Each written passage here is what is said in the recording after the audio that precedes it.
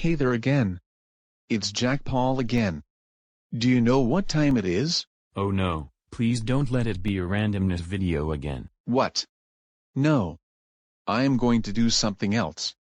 I saw some videos of EAS alarms on my recommendation, so I decided to do one by myself. Let's start. This is part 1 of Jack Paul rating EAS alarms. Let's start right now.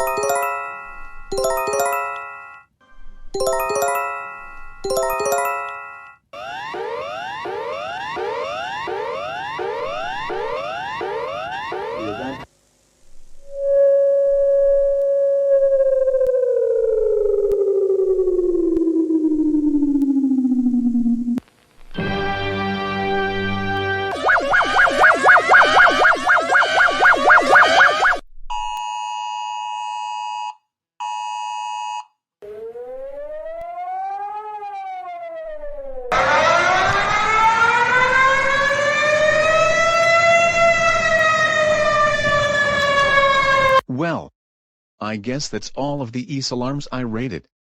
If you want more of this, then consider liking, comment, subscribe, or you will turn into a pumpkin. Goodbye.